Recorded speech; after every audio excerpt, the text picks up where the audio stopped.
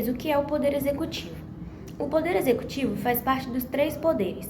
É ele quem organiza o governo do Brasil. Ele quem também governa o país e põe as leis que são votadas no Congresso em prática. As principais funções do Poder Executivo é administrar o país, que seria cuidando da saúde, educação, a segurança de todos os moradores. Uma das principais funções do Poder Executivo é executar as leis, que seriam colocar em prática essas leis todos os dias.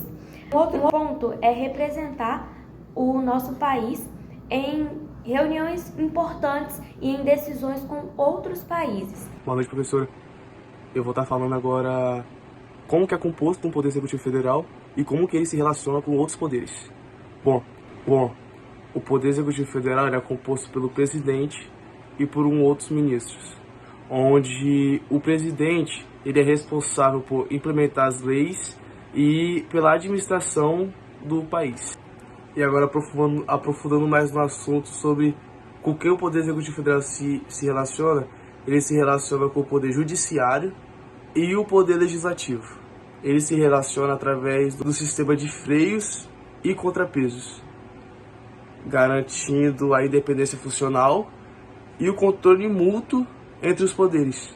Falando um pouco de Tancredo Neves, ele foi um presidente ao qual foi eleito a presidente em 1985 e acabou falecendo antes de assumir o seu cargo. O seu Partido Popular, ele foi um político brasileiro que ficou conhecido por ter sido o primeiro civil eleito à presidência depois de 21 anos na ditadura militar. Uma de suas mudanças foi que no seu mandato como presidente, ele implementou várias mudanças significativas que marcaram a transição para uma nova democracia no Brasil.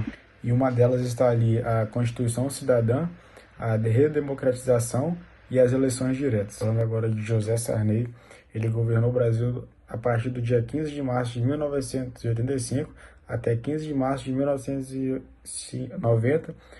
Esse período é marcado devido à ao retorno da democracia no país após a ditadura militar. Entre as principais mudanças se destaca a promulgação da Constituição em 1988, formação da Assembleia, combate à inflação e o restabelecimento das relações com Cuba. Seu governo implementou várias políticas públicas e reformas. Entre as principais reformas promovidas estão ali planos econômicos, redemocratização, descentralização política e reforma agrária. Boa noite. Fernando Collor de Mello foi o primeiro presidente realmente eleito após a ditadura militar e foi o presidente mais jovem do Brasil.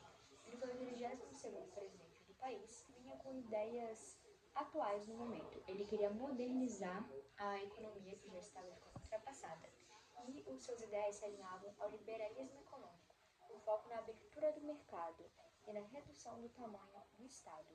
Ele também privatizou as estatais e ele ficou 2 anos no cargo por causa de alguns problemas como corrupção e impeachment.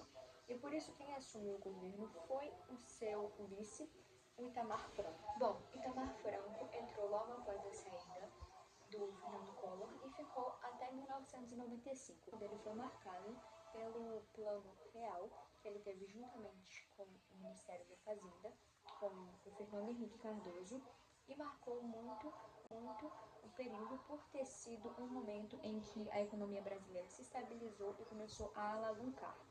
Após isso, ele continuou outras carreiras, mas não sendo mais presidente.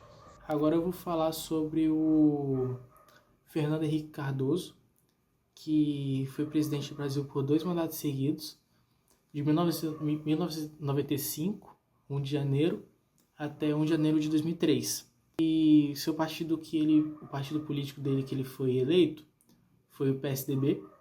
Mudanças durante o mandato dele foi a estabilização econômica do Plano Real, a inflação, as privatizações das empresas estatais, como a Telebrás e a Vale do Rio Doce, a abertura econômica, com a redução de tarifas e a maior integração do mercado global. A vertente ideológica dele era centro-direita, expansão de políticas sociais como Bolsa Escola, e eu vou falar um pouco sobre o atual presidente do Brasil, Luiz Inácio Lula da Silva. Eu vou falar sobre o primeiro mandato dele, que começou no dia 1 de janeiro de 2003 e terminou no dia 31 de dezembro de 2006. Ele foi eleito pelo PT, no qual foi um dos fundadores. As principais mudanças no mandato dele foram a queda da pobreza, o aumento no PIB, que aumentou o PIB, as exportações. Também teve mais acesso da população pobre a serviços do governo, serviços básicos. As principais políticas públicas e programas sociais implantados foram o Bolsa Família, a Zero Fome, que é uma política de combate à fome e à insegurança alimentar.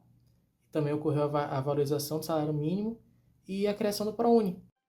Olá, eu vou começar falando um pouquinho sobre a Dilma. A Dilma ela teve 2 mandatos. O primeiro foi de 2011 a 2014, o segundo foi de 2015, mas não durou muito. Em agosto de 2016, ela sofreu o impeachment.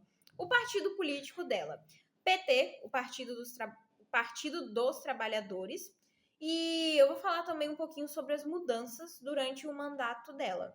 Teve expansão de programas sociais e que acabou tendo o aumento do desemprego, a queda do PIB, inflação alta, principais políticas públicas, né? Os programas e as medidas.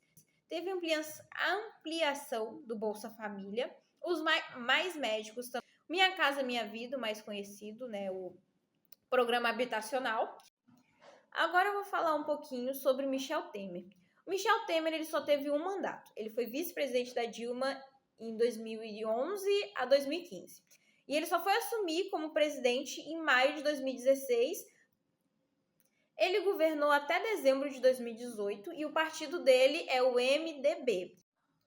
Agora eu vou falar um pouquinho sobre as mudanças que foram feitas durante o mandato Diferente da Dilma, o Temer ele focou em reduzir os gastos do governo. Ele também implantou o teto de gastos políticos em 2016.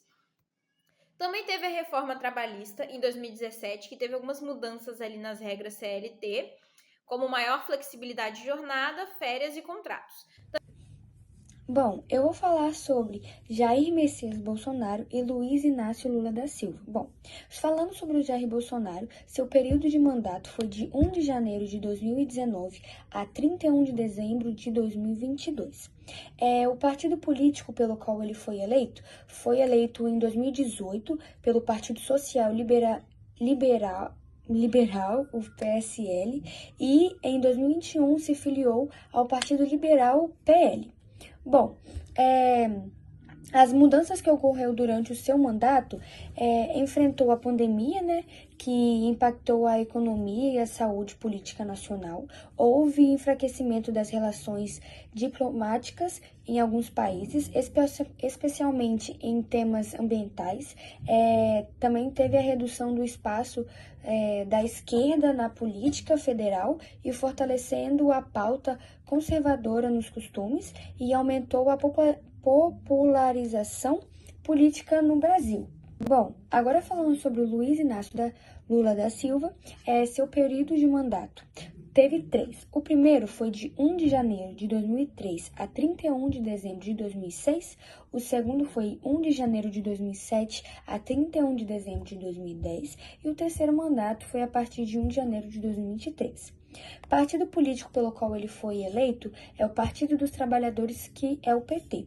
Bom, as mudanças que ocorreram durante seu mandato foi a redução expressiva da pobreza e da desigualdade social, a expansão do consumo interno com o fortalecimento da classe média e o avanço na área educacional e na inclusão social, e entre outros.